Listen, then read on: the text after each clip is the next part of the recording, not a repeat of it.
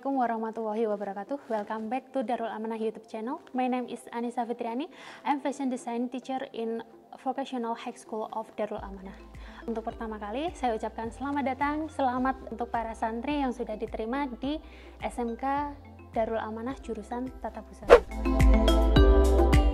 Oke, jadi nanti di jurusan ini tuh kita akan mempelajari semuanya dari dasar, mulai dari mendesain, kemudian membuat pola, menjahit, kemudian sampai menghias pakaian menjadi sebuah produk jadi.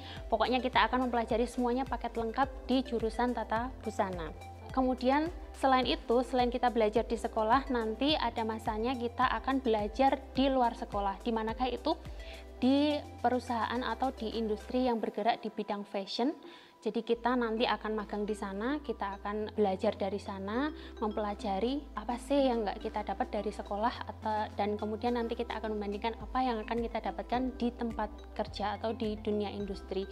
Jadi nanti untuk kedepannya itu kita akan mempunyai ilmu yang sangat banyak, yang membuat kita punya bekal ketika kita akan membuat inovasi yang baru. Jadi nanti di setiap proyek atau di setiap tugas yang kita kerjakan itu kita dituntut untuk bisa mengasah skill kita atau membuat kita lebih kreatif dalam menciptakan sesuatu atau menciptakan produk yang baru. Siapa tahu produk yang kita ciptakan itu nanti kedepannya akan menjadi sebuah tren.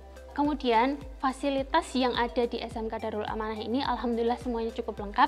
Kita mempunyai lab jahit, ada 2, lab jahit manual dan ada lab jahit industri. Mesin juga alhamdulillah kita punya banyak, ada mesin portable ada, kemudian semi portable juga ada, kemudian mesin obras, ada mesin obras kecil, mesin obras besar, mesin walsum atau mesin neci, overdeck juga kita ada, setrika ada, setrika uap juga ada, semuanya. Alhamdulillah kita semua fasilitasnya cukup lengkap.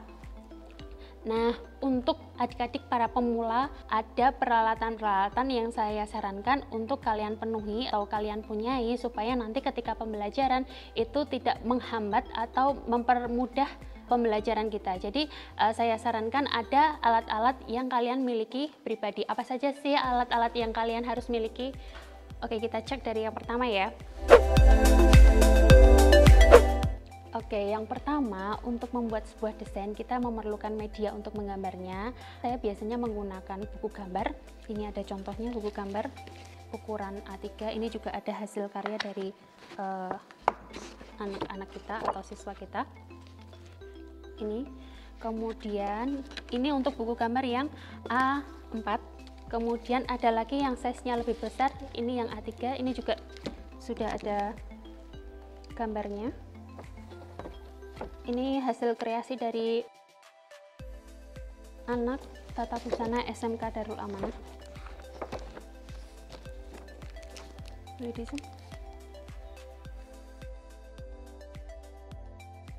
Bisa menggunakan buku gambar, kemudian bisa juga menggunakan kertas HVS. Kalau kertas HVS dia sifatnya kan lembaran, jadi cari tempat untuk menyimpannya, dia pakai map yang bisa untuk menyimpan. Ini juga hasil karya anak Tata Busana. Oke, ini contoh untuk membuat proporsi ya. Oke, jadi medianya kalau mau menggunakan buku gambar, saya sarankan buku gambarnya yang seperti ini ya, yang isinya banyak dan dia kertasnya tebal.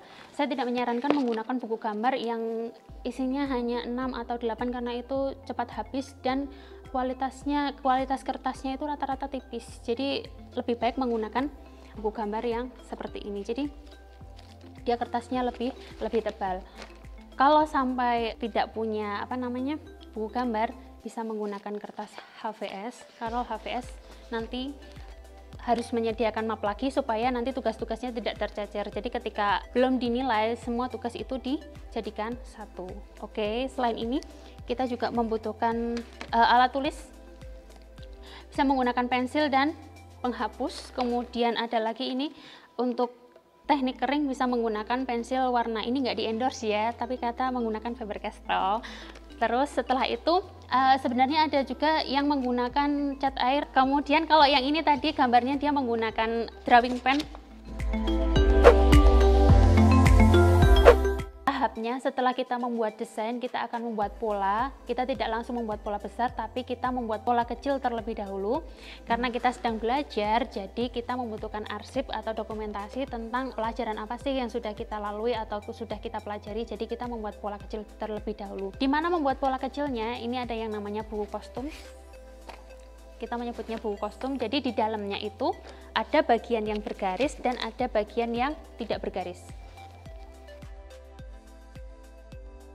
Oke, bagian ini ada fungsinya masing-masing. Bagian bergaris untuk menuliskan keterangan dan bagian yang halus ini untuk membuat polanya atau menggambar desainnya di sini. Kemudian setelah itu kalau kita membuat pola dalam skala kecil atau di buku kostum, kita mengukurnya tidak menggunakan penggaris sentimeter, tidak menggunakan penggaris sentimeter, tapi kita menggunakan ini namanya skala. Skala biasanya kalau kita membeli buku kostum dapat bonus atau satu paket dengan skala. Ini ada skala 1/6 dan 1/4. Skalanya terbuat dari kertas ya, jadi kalau kita punya skala nanti bisa dilapisi dengan menggunakan plastik atau dilaminating mungkin supaya lebih awet, karena kalau kertas itu sekali kena lipat dia biasanya lama-lama akan rusak. Jadi untuk biar tahan lama dilapisi menggunakan plastik atau solasi. Ini saya punya yang tidak sepaket dengan buku kostum. Dia ada 4 ukurannya, skala 1/4, kemudian ada skala setengah, di baliknya ada skala 1/6 dan skala 1/8. Oh ya, skala ini hanya untuk mengukur ya, bukan untuk menggaris, karena dia terbuat dari kertas, jadi dia tidak punya kekuatan untuk membantu kita menggaris. Kita menggaris tetap menggunakan penggaris sentimeter. Skala hanya untuk menandai letak-letaknya di mana. Kemudian setelah itu kita juga akan membutuhkan ini yang namanya kertas door slug. Ada 2 warna. Saya punya 2 warna, satu warna biru dan satu warna pink. Ini mempunyai fungsinya masing-masing. Warna pink untuk menjiplak pola bagian depan dan warna biru digunakan untuk menjiplak pola bagian belakang. Jadi supaya tidak tertukar kita menggunakan warna yang berbeda. Kemudian setelah ini kita juga membutuhkan pensil dan juga penghapus. Kenapa menggunakan pensil? Karena kita masih belajar. Nanti kalau ada bagian yang salah kita bisa menghapusnya. Kalau kita menggunakan pena atau menggunakan selain pensil, ketika ada kesalahan nanti kesannya malah jatuhnya kotor, bukunya kotor semuanya. Kemudian ada lagi ini namanya pensil merah biru. Ini juga untuk menandai pola. Sama seperti kertas tadi, merah untuk bagian depan dan biru untuk bagian belakang.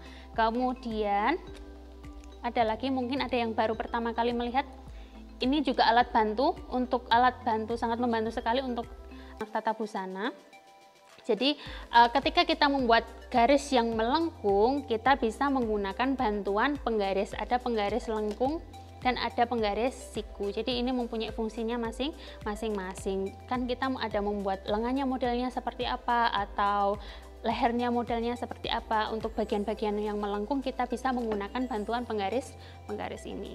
Kemudian ada lagi yang kita butuhkan, ini gunting kertas, khusus untuk menggunting kertas. Dan yang terakhir kita juga membutuhkan lem. Ini lem kertas. Saya menyarankan lemnya bentuknya yang stick seperti ini. Kalau bisa jangan menggunakan lem yang bentuknya cair, karena dia pertama lama membutuhkan waktu yang cukup lama untuk kering. Jadi nanti kalau kita lupa waktu menempelkan pola kemudian kita tutup, biasanya akan nempel ke halaman yang lainnya dan itu nanti malah merusak polanya. Jadi saya sarankan menggunakan lem stick seperti ini.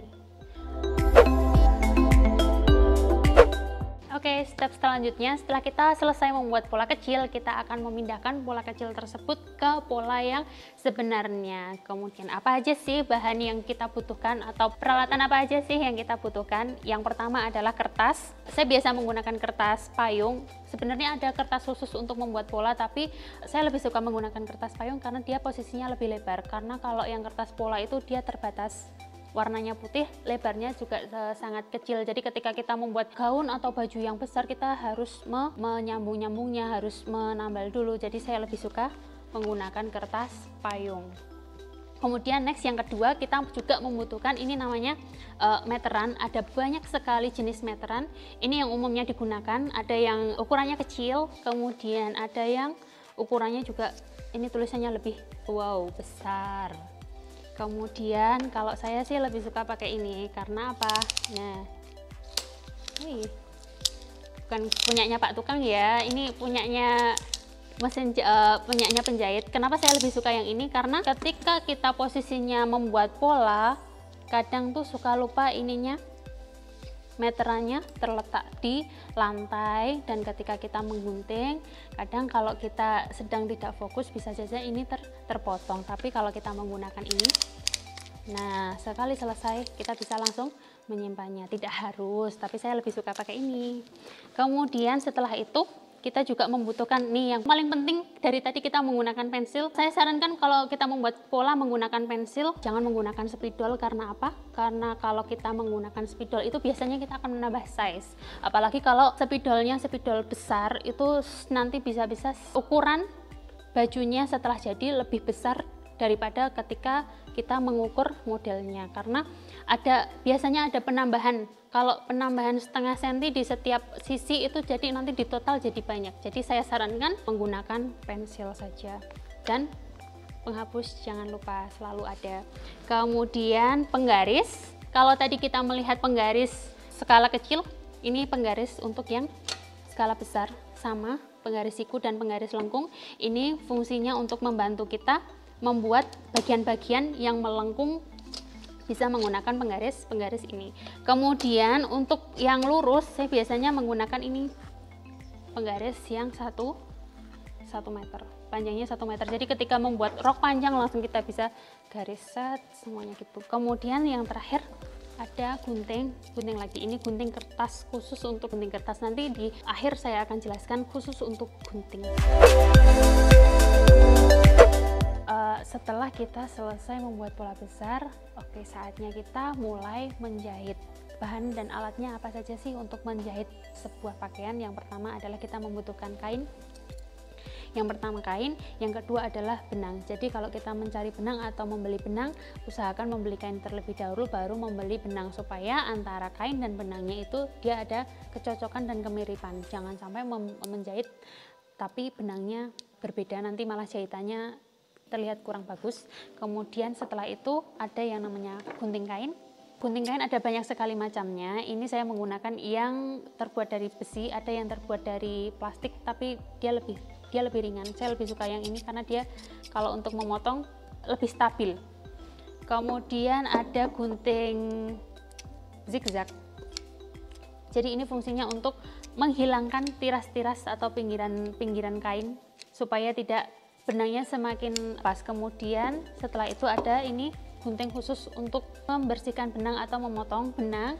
Kemudian setelah itu ini ada gunting bordir, tapi bisa juga untuk membersihkan benang-benang yang sudah tidak terpakai. Kemudian setelah itu ada jarum tangan.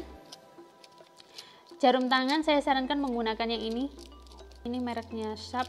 Jadi bagian atasnya itu ada warna emasnya, dia sangat tajam, jadi tidak merusak kain. Jangan menggunakan jarum yang kurang tajam karena itu nanti bisa merusak kain. Jadi kita sudah jahit bagus, pas finishing jarumnya tumpul, nanti malah jahit bajunya jadi kurang bagus. Kemudian ini ada jarum mesin, ini jarum mesin biasa dan ini jarum mesin high speed. Jadi setiap jarum itu mempunyai banyak sekali nomor. Mulai dari nomor kecil sampai nomor besar, itu ada nomor 9, ada nomor 11, tergantung dari kain yang akan kita jahit. Kalau kainnya tipis berarti nomornya kecil, kalau kainnya tebal berarti menggunakan nomor jarumnya semakin besar. Kemudian setelah itu ada ini namanya radar. Radar gunanya nanti untuk menandai kain. Nah ini namanya dor karbon. Jadi nanti untuk menandai pola di kainnya itu kita menggunakan karbon dan radar. Jadi ini nanti dipakai di atas kainnya. Selain jarum-jarum tadi, kita juga menggunakan jarum pentul. Ini juga ada KW-nya, KW 1, 2, 3 tergantung harganya. Biasanya pakailah yang KW 1 yang kualitasnya bagus, dan ini ada pin cushionnya. Gunanya untuk apa? Jadi ketika kita selesai menjahit, jarum-jarum yang sudah tidak kita pakai langsung kita tancapkan di sini, jadi jarumnya tidak tersebar kemana-mana, aman di sini. Kemudian ada lagi ini namanya kapur jahit atau pensil jahit. Kalau dulu orang biasanya menggunakannya kapur jahit yang bentuknya segitiga. Kalau saya tidak menyarankan menggunakan itu karena yang segitiga itu ketika jatuh biasanya dia langsung pecah. Jadi kalau sudah pecah biasanya nyebar kemana-mana hilang. Kalau yang ini insya Allah aman. Jadi ini pemakaiannya kalau sudah habis, ini terbuat dari kertas, bungkusnya terbuat dari kertas, tinggal kita tarik, kemudian kita buka seperti ini. Nah, kita tarik, dia akan memperlihatkan bagian atasnya. Tidak perlu rautan lah untuk memanjangkannya. Kemudian setelah itu, ini namanya spool dan skoci. Gunanya untuk apa? Ini untuk menggulung benang. Jadi setiap mesin itu mempunyai spool dan skocinya masing-masing. Kita mulai dari yang mesin biasa dulu. Ini skocinya bentuknya seperti ini dan spoolnya pasangannya seperti ini. Jadi dia punya pasangannya masing-masing. Untuk mesin portable, dia hampir sama bentuknya dengan mesin biasa, cuma bedanya ada di bagian lubangnya, lubang untuk menjahitnya. Dia lebih lebar karena variasi jahitannya lebih banyak. Dan untuk mesin portable itu biasanya rata-rata spoolnya menggunakan spool yang terbuat dari plastik. Kemudian untuk mesin high speed, dia bentuknya lebih pipih daripada yang mesin biasa ataupun mesin portable. Spoolnya juga beda, dia posisinya lebih pipih dan lebih lebar. Ini kalau untuk perbandingan bisa dilihat. Nah, beda kan? Jadi setiap mesin mempunyai pasangannya masing-masing. Oke, satu lagi ini ada alat bantu kita. Kalau kita kesulitan untuk memasukkan benang, ini namanya biasa kita sebut dengan mata nenek. Jadi fungsinya saya tunjukkan ya fungsinya ya.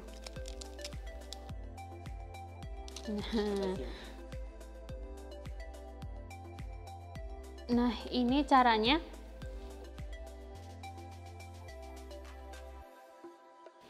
Jarum, kalau kita kesusahan untuk memasukkan susah sekali. Kita pakai bantuan namanya mata nenek, tinggal kita masukkan ke sini. Tinggal kita masukkan, benangnya kita masukkan ke sini. Oke. Nih ya, taruh aja ya benangnya ya. Oke, tarik. Jadi deh. It's easy, membantu kita mempercepat pekerjaan kita. Kemudian yang terakhir senjata kita adalah ini namanya pendedel. Sebuah penyelamat ketika kita salah membuat atau salah menjahit, kita bisa bongkar menggunakan pendedel ini. Oke, itu tadi alat yang kita butuhkan. Oke, dalam dunia perjahitan itu kita menggunakan atau harus mempunyai gunting yang sangat banyak. Jadi satu gunting itu satu fungsi. Untuk apa sih? Kenapa satu gunting satu fungsi?